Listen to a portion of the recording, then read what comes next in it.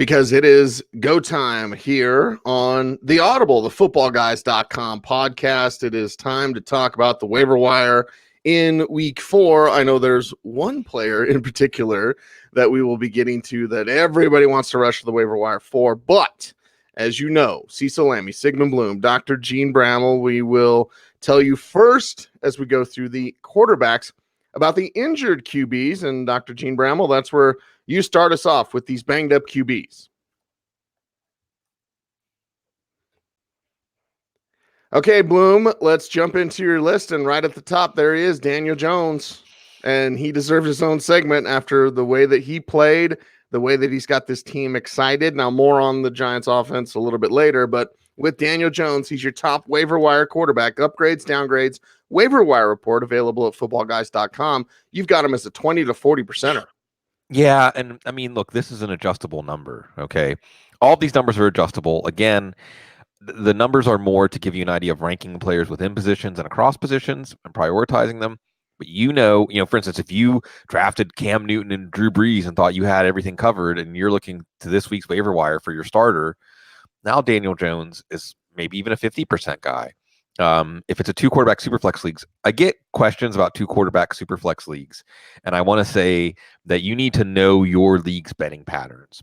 Because some of the, in like the Scott Fish Bowl, which is a super flex league, I remember Jacoby Brissett went for, 99% or 100% even of waiver wire budget. So in some of these leagues, people were very aggressive for new quarterbacks in 2-quarterback super flex leagues. And maybe he is a 75% guy. But bet the over here because the game's not too big for him. You can see that. And, in some ways, Cease, I think if we look back at Daniel Jones and say, where were we wrong? And we were wrong. I'm not saying that he's going to be this good. But if our scouting report was correct, then he would have had a big ramp up to NFL intensity.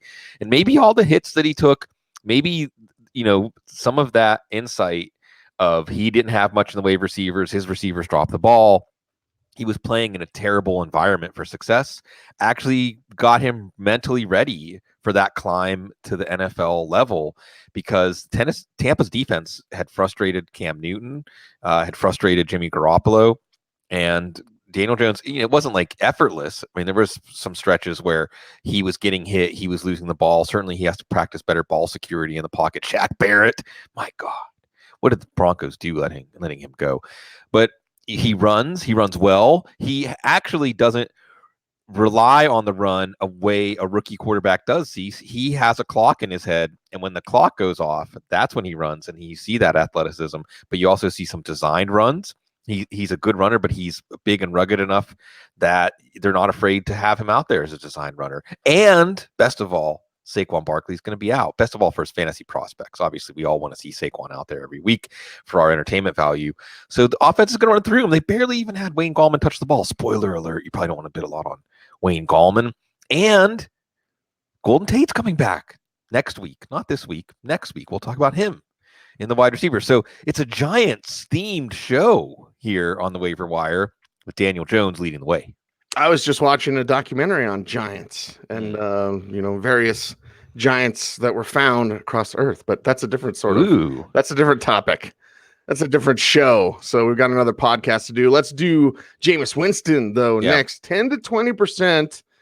If he was dumped because everyone was excited about Winston and then they weren't right now, you might be. Is it just the Giants defense? We'll see. Washington gets them this week, by the way.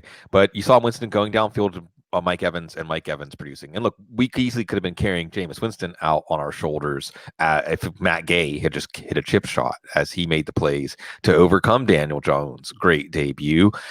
Is this now a more vertical offense? Is this something where just give it a few weeks, Byron Leftwich giving him more throws downfield? And of course, this cascades to the values of guys like O.J. Howard and Mike Evans and Chris Godwin. But this week against the Rams, it should be a good test. I'm not saying I would roll Jameis Winston out there this week, but I think that, this is one of the times our mutual friend and football guy staffer, Adam Harstad, would say that the first 4 weeks, only until we get to the 4th week, are the results as predictive as ADP. So maybe Jameis Winston's going to trend back up to that ADP. And again, with some people hard up at quarterback, this is a great week as an aside to be trying to make trades at quarterback. I did a radio spot season Edmonton Oilers dynasty. And there's a limited window to trade quarterbacks in fantasy leagues because, as you can see, the supply is getting replenished. We'll talk about Kyle Allen and so on. So this might be a week to look who had Cam Newton, to look who had Drew Brees, look who had Ben Roethlisberger, and see how hard up they are, because the window is going to close of getting trade value out of your extra quarterback. Yeah, and it's maybe more of a Thursday night topic, but because of that, quarterback is more tradable commodity. In years past, it's usually not. No. This year, yes, sir. Let's talk about Jacoby Brissett, 3 to 5%er, and Gardner Minshew. I'm going to get sick of talking about his mustache this week on the Denver airwaves. But thick thighs. Yes, thick very thick. He's thicky thick. He's thicky thick. I sound like Nelly. I'm going to get a Band-Aid and put it on my face. So listen, Minshew's not afraid to attack as much as he can. Doesn't have a hose for an arm. So, you've got that smart and accurate kid. He's a 3 to 5%er along with Brissett, who they said they were going to use more downfield passing, and they did. Brissett loses T.Y. Hilton, but he's coming off the best game of his career. He also gets Oakland this week. So if you're looking for someone for just this week, Brissett looks pretty good there. He's a high floor play. And with Minshew, you're seeing him running, you're seeing him making those passes. Look, in the Tennessee game, it was just Marcus Mariota not playing that well, or Minshew could have had a bigger game. He's ripping with DJ Chark. Marquise Lee is back in the mix now. So Minshew's not going to win your week for you, but he's not going to lose your week. Now, going to Denver, Denver's defense did have their one good performance. They weren't bad against Green Bay, but, against Chicago, was that Mitchell Trubisky or was that Denver's defense? Denver's got see, we could get into like every day of your life kind of topic with the Denver sports radio, but this has to be a game that if Denver's going to come out and play for Vic Fangio and show that they want to be part of this program, that they would make Gardner Minshew look like a rookie, but it's Minshew looking not very rookie-like and having some fantasy value. Yeah, I have a feeling, and so many people make these wild assumptions. I think it's really stupid.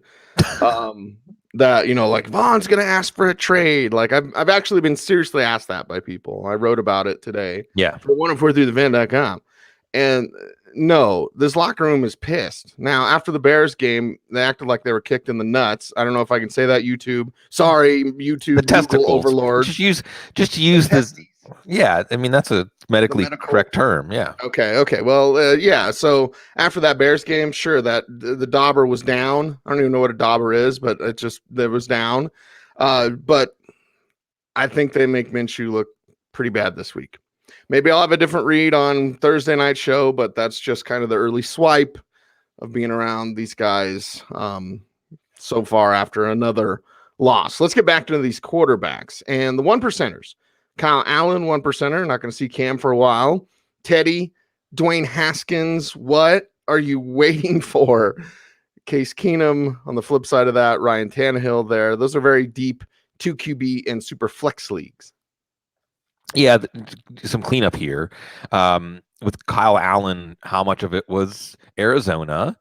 Well, Houston's up this week, so it's not exactly getting that much tougher in terms of the secondary and the defense that he'll face. Again, it's a desperation play, and with Cam Newton-less Frank news, Kyle Allen could be starting for a while. It's fun to watch this air raid system issue. Now, with Case Keenum, he could get replaced before this game against the Giants. He could get replaced during this game for the Giants. Hence, Dwayne Haskins. It's the window is going to close for the preemptive pickup into quarterback superflex. But if Keenum plays the whole game, he's been a good fantasy quarterback in terms of sheer numbers. So Keenum as a 1 week fill-in this week against the Giants, as long as there's not too much buzz about Haskins, they're ready to give Keenum the hook. And I mean, some of that was Keenum, some of that's Chicago defense. Teddy Bridgewater, low ceiling. So still only, even in 2 quarterback superflex, a low priority hold and play. But against Dallas, not a great matchup. This was a low-scoring game last year. I'm looking forward to this one down here. See, the Steelers thought they had Teddy Bridgewater, but they have Mason Rudolph, and their season's going the way down the toilet bowl. Watch it swirl. And speaking of down the toilet bowl, watch it swirl. Marcus Mariota and all that money that he could have gotten next year with the big contract. No, I don't think so. And when are we going to see Ryan Tannehill? What did Mike Vrabel say? He's not going to make the change right now. Well, that means he's going to make it soon. We'll see if Atlanta's defense can frustrate Mariota and get Tannehill on the field this week. Yeah, let's see what these running backs are doing, because injured running backs, and well, you know, the big one that we're going to talk about with Dr. Jene Bramel with an update on these injured RBs. Dr. Jene, take it away.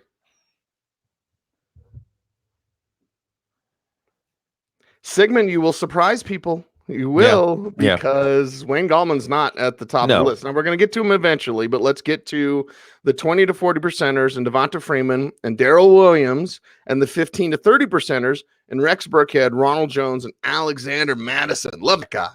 Yeah, Cecil, feel free to weigh in on these. I went up an octave almost there. Like Peter Brady, pork chops and applesauce. Devonta Freeman, I'm putting in there. So again, wide net. Some of the people using our app, using our services, they're in public leagues. Devonta Freeman might have been dropped. Again, it's not break the bank for Devonta Freeman. He's going to be fine. He's going to be everything we hoped, but he's serviceable. Some of that was the Ito Smith injury, but I do think that we saw Devonta Freeman showing signs of life. And then there's Darryl Williams. There's so many layers to this, okay? Let's just keep this simplistic. The number 1 and number 2 running backs for the Chiefs are hurt. Now we know that Darryl Williams is the number 3. He performed well in extended work last week. So even if we hear McCoy's ready to go and Damian Williams ready to go and Darryl Williams goes to the bench, the injury seal has already been broken on these 2 running backs ahead of him. What are the chances that through 3 weeks, both of them have gotten hurt? McCoy, if you didn't catch it, left the game in the fourth quarter, aggravated his ankle injury.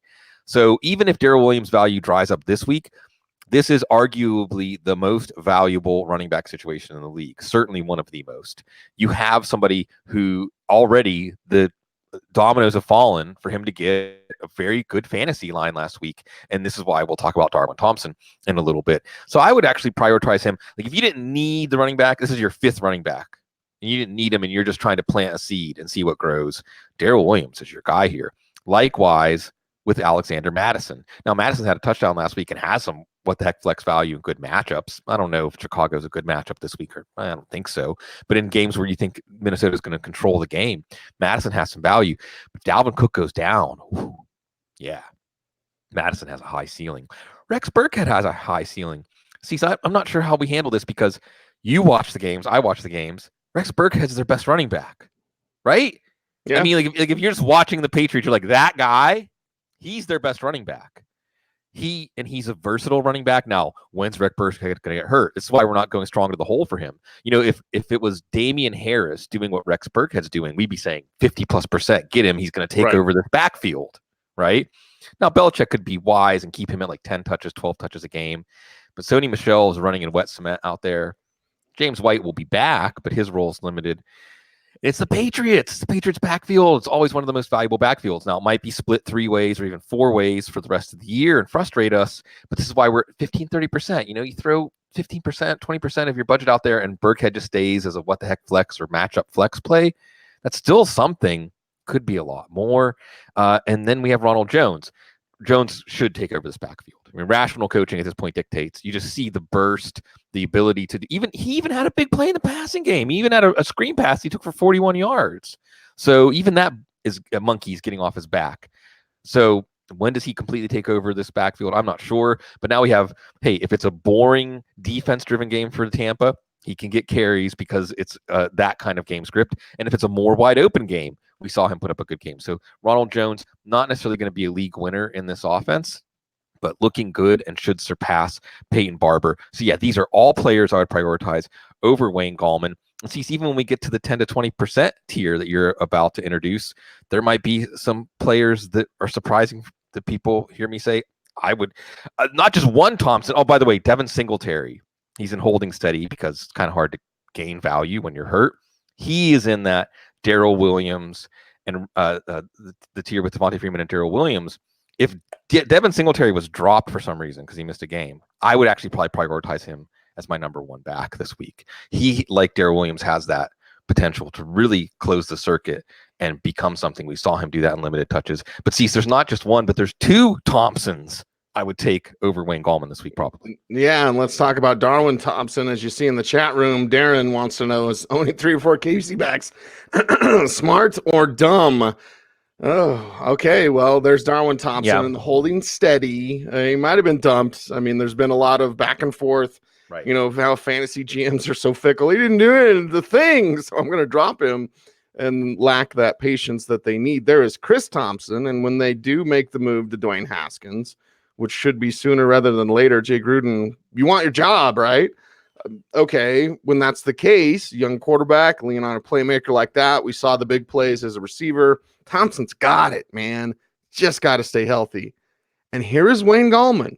And here's where the discussion comes in. The guy that's going to wholeheartedly replace Saquon Barkley, not as good, not even a quarter as good, but 10 to 20% Bloom seems a little light. By the way, I did check out, I did check in with sources, you know, wink, nod, you know, might see CJ Anderson with the Giants. Yeah, and in deep leagues, CJ Anderson or even JHI, you know, somebody, because they have to bring in another running back. They have to. They only have 2 on their roster, and one is Elijah Penny, and he's a freaking fullback. They got 2 guys on their practice squad. I said, frickin' YouTube. Google overlords, please don't strike us down. They've got 2 backs on their practice squad, but they have to get CJ or somebody. It's a possibility. Let's just say that. Yeah, they can't have Wayne Gallman in a Wayne Gallman injury be the only thing separating them from Elijah Penny being their only active running back. Maybe they'll call someone up. There will be somebody else in the mix here. And Wayne Gallman, I would only put a notch or so above Adrian Peterson. And I mean, I have to give Wayne Gallman some sort of allotment, but it's an allotment that basically stands for the idea of let someone else spend the money. Let someone else spend the money, just like with Adrian Peterson. Opportunity isn't necessarily king at running back, folks. Snaps and touches, that's great, but they have to be in an offense in a situation and with enough talent to add some value to those touches. And I actually liked Wayne Gallman at Clemson. I mean, I was pleasantly surprised watching his tape at Clemson. He's an upright running back, but actually can generate a little bit of power. He's got nifty footwork, even though he runs with urgency. A functional receiver, a functional pass blocker. You know, he's like a poor man's Kerryon Johnson. But you saw they barely used him. And if you bring in a CJ Anderson, you bring in a JHI, or who knows, even one of the guys on the practice squad, they might have a little more to offer in between. Bring back Orleans Darkwa, right? Like they might have more to offer between the tackles, Cameron Artis-Payne, than Gallman. So I just think that you let somebody else throw some money after Gallman, okay? There are even some running backs, like, again, in the 10 to 20% tier, Darwin Thompson. I'll touch on that in a second. Chris Thompson. Like, I'd rather start Chris Thompson this week than Wayne Gallman. And as we see more running backs get opportunity at the margin, there's probably going to be players that are part-time players in better offenses or better situations or better talents that I will rank over Wayne Gallman in my weekly projections. So Gallman's not going to an answer here. Gallman's not going to save your season. And I think the Giants kind of know that because they barely used him after Barkley went out. Chris Thompson is just going to be that hold the line 8 to 12, maybe a 15-point peak in PPR leagues, but he's staying healthy and he's producing, and the game scripts are helping him. We get to Darwin Thompson, and there's that Darren Danker question about is owning 3 of the 4 KC running backs. Right. No, it's not a bad move at all. Look, here's what you should be thinking. Who can change my season? Now, it doesn't matter if we need 1 event or maybe even 2 events for that to happen. But if you can, this is, the argument for holding a Darrell Henderson. This is the argument for holding a Justice Hill.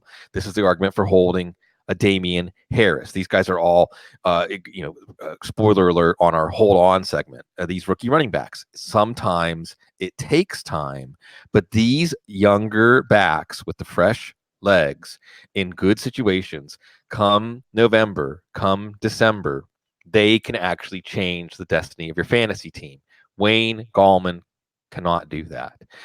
The Kansas City situation, we've seen it. Sees how many have we been through now over the last 4 years? Spencer Ware, Kareem Hunt, even Spencer Ware again for a short glimpse last year, Damian Williams. Now, LaShawn McCoy, Darryl Williams, whoever starts for this offense produces. So, yeah, give me them all. It's just like the wide receivers. Give me Byron Pringle. I mean, give me pieces. It's like Patrick Mahomes is like the coolest kid in school, and I just want to get close to him somehow. Like, I just want to be walking down the hall at the same time he's walking down the hall. Any way I can get pieces of this offense, I want them. Start dressing like him. Start saying what he says. Right. Yep. What's he say? What's he like? That's what I like. The new slang. Who wants to be part of the cool kids in Kansas City? 5 to 10%ers. And you say Wayne Gallman reminds you of Carrion. I will say it reminds me of a poor man's version of Tevin Coleman. Yeah. Not necessarily a compliment, but that's kind of the stylistically, that's what I see. 5 to 10% for him. Justin Jackson, 5 to 10%, and he will be more than a what the heck flex this week. CJ Pro Size, 5 to 10%. Jamal Williams, 5 to 10%, as they're using him. And holding steady is Rashad Penny at 5 to 10%. So Penny's hurt and missed a game, but he's still holding steady because of Chris Carson and the fumbles. And CJ Precise, who's also in this tier, who looked okay. How long is he going to stay healthy? But the Seattle backfield is very unstable right now. So throwing a couple of waiver wire dollars at one of these two backs, seeing what happens over the next 2 weeks, not crazy. Not crazy, even though he's on bye, to throw a couple dollars at Tevin Coleman. Could be back after the bye. Here's my theory on Coleman. I don't think Coleman's good. He may be the third best running back in that backfield. But if he just steps in to the Jeff Wilson role, Wilson's been a solid running back too. If he just gets the goal line carries and a little bit more for this offense, and we might see that Tevin Coleman's clearly the third best running back, but does Kyle Shanahan see that? Kyle Shanahan's had eyes for Tevin Coleman for years now. Justin Jackson looks great. And you still have the Austin Eckler injury upside here. But as you pointed out, if you played Tony Pollard in the garbage time role against Miami last week, cha-ching, Justin Jackson this week. Justin Jackson looks good. Jamal Williams looks pretty good. Now, they said they were going to give him more work. They did. Aaron Jones still got the goal line carry, so it worked out for us. But Jamal Williams, a little more involvement in the passing game. Aaron Jones still looks good as a receiver. But we'll get to see this on Thursday night. I'm not saying to march Jamal Williams out there against Philadelphia, but you have some emergency play value. You have some what the heck flex matchup flex value. You have Aaron Jones injury upside. So after Jamal Williams, he didn't look all that dynamic the first weeks. The third week, he really came alive. Well, and I'll say this. I don't think you and I have been on the opposite ends of this Packers thing, because I recognize that Aaron Jones is much more well-rounded as a back. But I don't think Aaron Jones is as good as some want to say, not you, Bloom, but some. Yeah. And I don't think Jamal Williams is as bad as others want to say. Like, I don't think Jamal Williams is the cat's pajamas, but he's better. Him and Jones in a split. Could definitely see that happen. Let's get to these final running backs. Frank Gore, 3 to 5%. The immortal Frank Gore. He is a superhero. Mike Boone, are you listening? 1%. Mm-hmm. Gus Edwards, 1%. Tony Pollard, 1%. Jeff Wilson, 1% here as well. Yeah, Frank Gore could give you another start this week. We're going to wait and hear about Devin Singletary. It's a start against New England, so it might not be worth playing him, but God, I love Frank Gore. And you saw him go into the crowd after the game. I mean, couldn't you feel it like ripple through the universe whenever Frank Gore was signed by Buffalo, like a fan base, city, player, nexus that is just beautiful, and they're 3-0. And at 26 shirts, this is a 26 shirt, Pittsburgh shirt, by the way. Love 26 shirts. They did a limited edition Poncho Bia jacket. I meant to tell you, Cecil, you could get really? One. Yeah, limited edition. I don't know if there's still one out there. I'll have to reach out to Del Reed. They did a limited edition benefit Poncho Bia jacket. Yeah, hopefully you get one. You're going to go to eBay right now and be like, who's got one? It's because it's cool. And it's cool to see Frank Gore doing that. 1% guys. So Gus Edwards, if it's a Mark Ingram injury, Justice Hill figures in, but Gus Edwards figures in too, and this running game's getting on track. Tony Pollard, and from a talent perspective, Tony Pollard could be like a 10, 20%, 15 to 30% guy. Like, if Tony Pollard was on the Vikings and Alexander Madison was on the Cowboys, then we'd be saying, go get Tony Pollard. Tony Pollard looks great. I think maybe it was Marcus Mosier who said, is Tony Pollard going to be what the Cowboys hoped Felix Jones was going to be when they drafted him? I mean, he was looking capable. Ezekiel Elliott doesn't get hurt. That's the thing. He's so durable. But we say that. I mean, Saquon Barkley looked invincible until last week. Jeff Wilson, if he hangs around, carrying him through the bye, he may even get released once Tevin Coleman is healthy. I don't know. We'll see. And then Mike Boone. And this is a preview of how we're going to look ahead once we get closer to the end of the waiver wire gauntlet, because it's harder to carry players like Mike Boone. But I don't think Mike Boone is far off, or maybe at all off, of Alexander Madison. And if Dalvin Cook were to go down, Boone would get some opportunity, and Boone might show very quickly that this should be more of a committee than Madison ahead of Boone. Of course, the coaches see it that way. So again, we're always mentioning in here, what do the coaches think, no matter what we see? I think anybody with eyes can see Mike Boone. He's pretty good. He's good. Speaking of good, what a segue. Dr. Jene Bramel, top of the top, getting it done. Big time. Dr. Jene Bramel joins us again to talk about the injured wide receivers here in week 4. Dr. Jene, what do you got?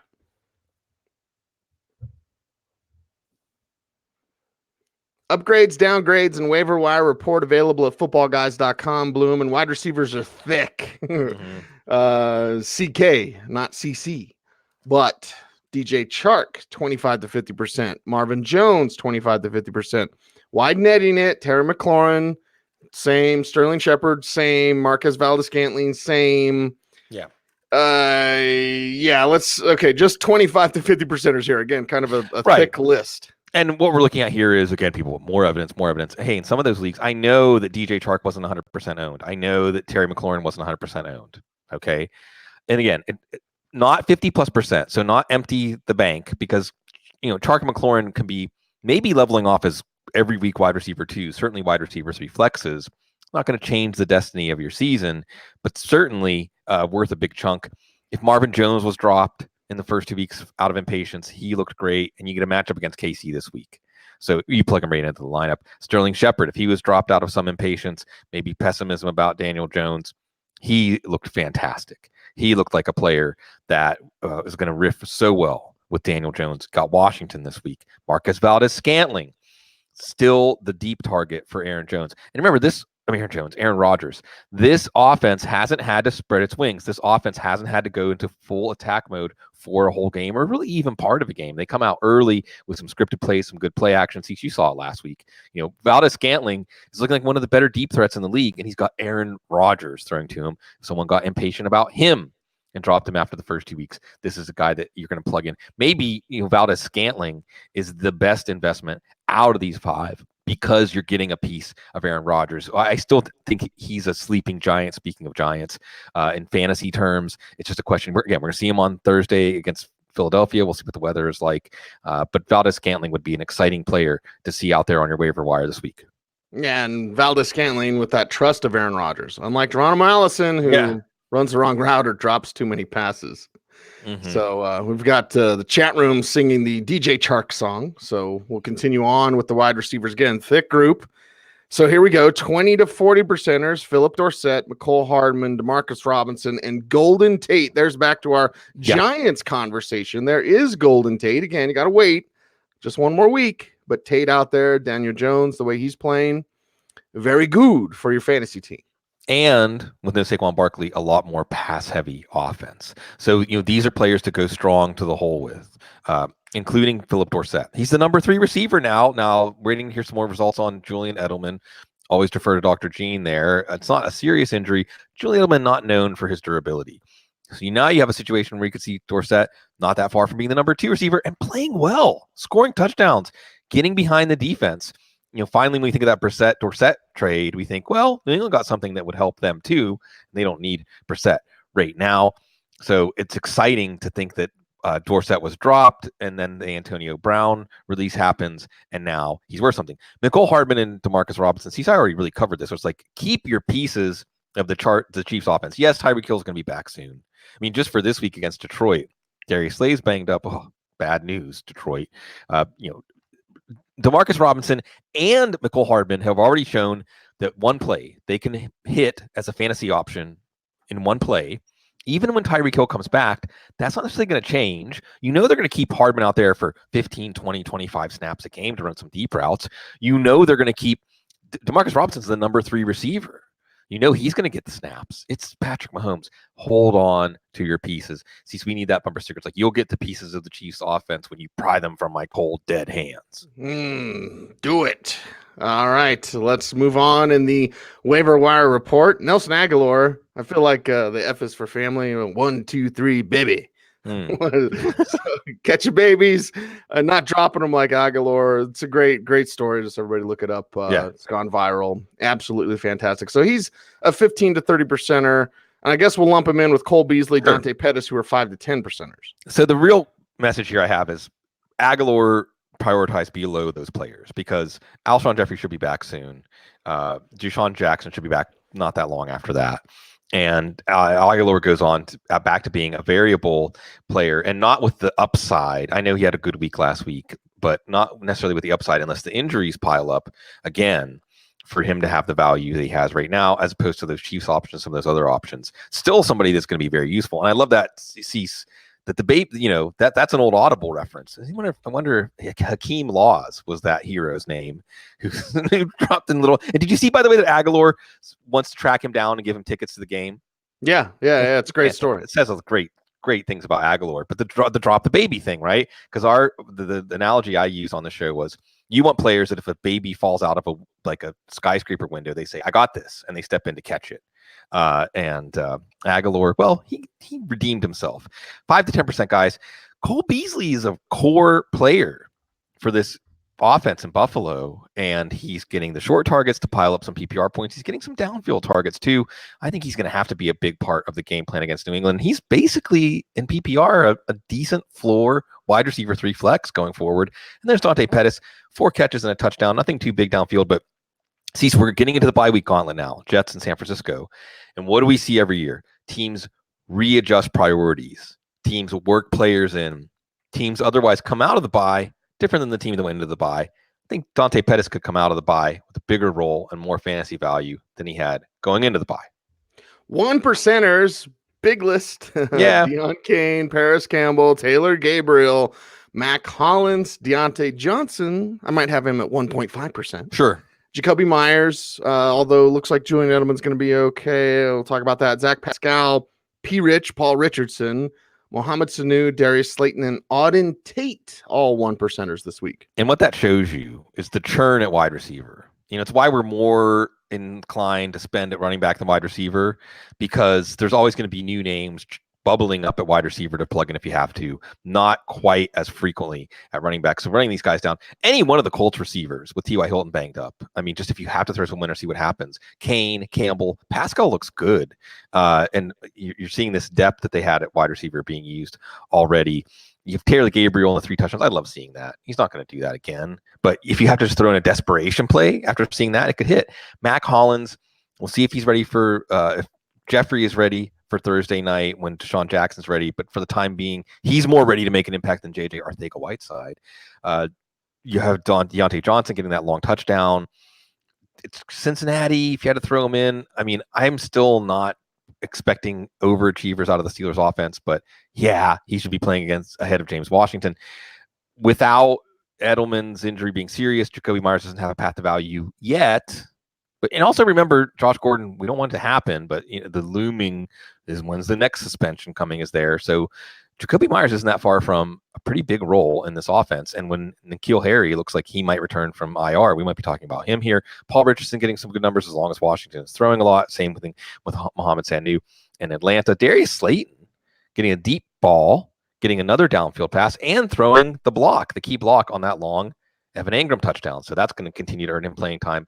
There's that Corey Coleman injury coming back up here. And Auden Tate taking the place of Damian Willis. I don't think AJ Green's going to be back for another 2, 3, 4 weeks. Tate, if you watched him at Florida State, he wins at the catch point. I mean, he's really tough to stop at the catch point, but the thought was he's not fast enough. Well, he's fast enough. I mean, he's not going to add with his speed, but he's going to be a good target. Love seeing this guy hit, and never understood why he went undrafted, and love seeing him hang around and be productive. And probably, against the Steelers, I'll be conflicted if he makes plays. I mean, see, we can't really talk about how much the Steelers stuff is churning up inside of us right now because we have a job to do. Yeah. Moving on. Just got to ignore it. Ignore the pain. Push it down. Yeah. Okay. I was thinking of a Peaches reference there about the pain. Look it up, folks. It's a deep cut. Not on YouTube, or don't say it. See, I saw Peaches. I think we talked about this, right? I saw Peaches at Fun Fest. Yeah. Like 4 or 5 years ago. Yeah. Miss Parker just don't know. We have the chat room firing up super quick. We also have the holding on, the holding steady guys. 1%ers. We have a question about Preston Williams. Yeah. Now, and there's one thing. Hey, Dolphins absolutely suck. I'm watching Preston Williams every week. And also our man Diego asks about Antonio Callaway. So let's get those two in there, and then the holding steady, Randall, Cobb, Devin Smith. So Randall, Cobb, and Devin Smith. Cobb just missed a long touchdown. I think it was called back by penalty. Devin Smith got opportunities. If Michael Gallup can't go against New Orleans this week, assuming Lattimore is locking up Cooper, either of those guys could be good what the heck flex plays. Preston Williams, I just don't like to rely on garbage time. Josh Rosen is playing his heart out, which means he's going to get hurt soon. He already got hurt a little bit in the first game. I just don't want to rely on that. It could hit any given week, but it's just tough. So I understand rostering him or even throwing him in there. And Antonio Callaway, again, is Cleveland creating overachievers right now? Give me one news item. Todd Monken's taking over play calling. Now I'm excited to have Antonio Callaway. Until then, Freddie Kitchens says, I'm not even considering it. Oh, man. So not yet on Antonio Callaway. Rashard Higgins before Antonio Callaway. Yes, very much so. Baker's like, please get me Rashard back. All right, please get me Dr. Jene Bramel. Another segue. Nailed. About the injured tight ends here in week 4. Dr. Jene, what do you got? Okay, Bloom, going down your list of tight ends. It's been an interesting year. Tight end seems like it always is. Will Dissly, if he's out there, it's real, people. 3 to 5%. Jack Doyle, 3 to 5% as well. Eric Ebron, Big Ben Watson, returning. There's 3 to 5%ers and a nice group. There is some help at tight end if you need it this week. Yeah, Disley's not going away. I mean, he's making plays. He might have been drafted for his blocking, but he's turned out to be an excellent receiver, not a bad athlete out there. It's against Arizona this week. We've had top 3 scores by every tight end that has faced Arizona. TJ Hawkinson was a great fantasy play against Arizona. So you like that. You like Jack Doyle and Eric Ebron with the likelihood that T.Y. Hilton's going to miss a game or more. Also playing Oakland this week. You like Ben Watson. You're still waiting another week, but again, what have we seen with this Patriot offense? It's going to be productive, but there goes Antonio Brown. Julian Edelman's a little banged up. Ben Watson has that chemistry and history with Tom Brady. He was looking good in training camp in the summer, good enough to be the answer. That's why they haven't made a bigger move at tight end. So Ben Watson, we're getting to that preemptive pickup cease point in the season with some of these suspended players coming back. You want to be a week ahead. You want to get him the week before everyone says, oh yeah, he's coming back.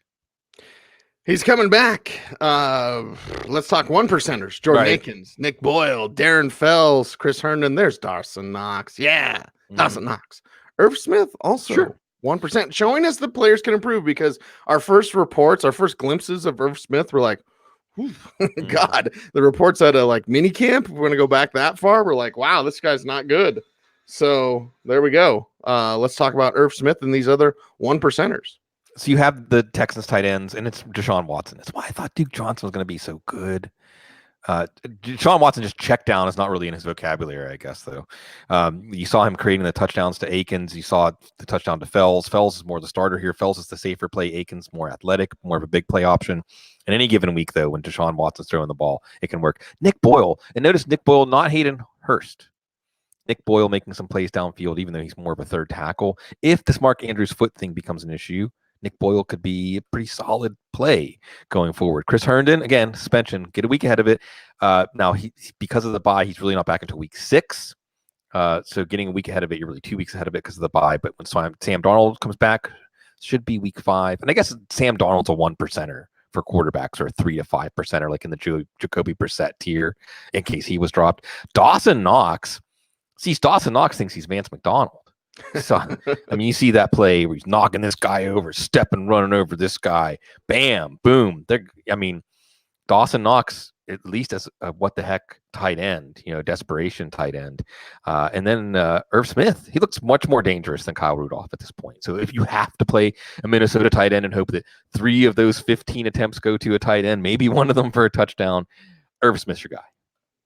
All right, Smitty Met saying thanks for watching us on YouTube, man.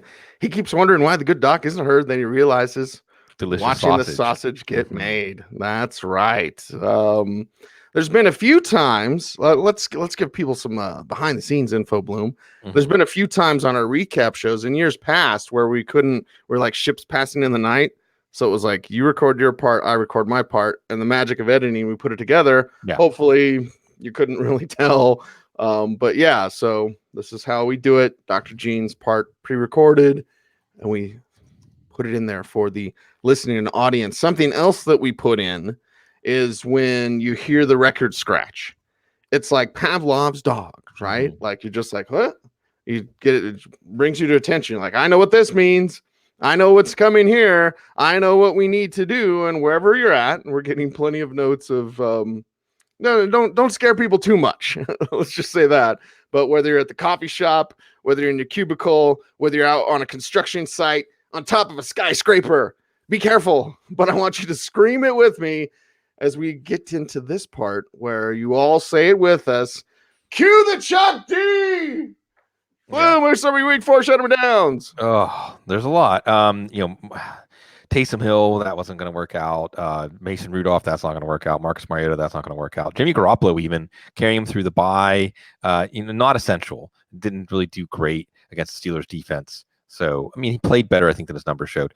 Running back wise, Dion Lewis. I mean, even if Derrick Henry goes down, what's he going to be worth? Reichwell Armstead, Jacksonville can't run block, so we want to hold their backup. Ito Smith, I don't think he's going to take over for Devontae Freeman or even force a committee. He's got that concussion, not a serious injury. Ty Johnson in Detroit looks more like a backup than a committee back, not necessarily an essential hold.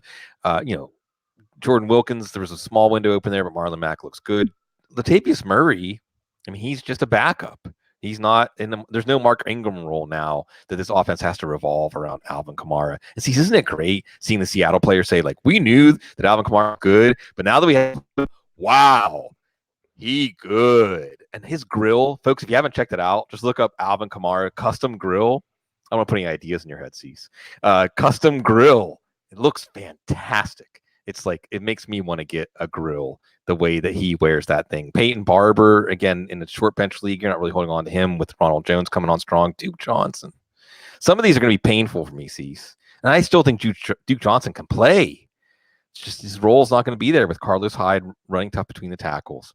Wide receiver, James Washington, J.J. Arcega-Whiteside, even Marquise Goodwin and Deebo Samuel, with the idea that Dante Pettis is going to do more. Jalen Hurd is going to be back soon.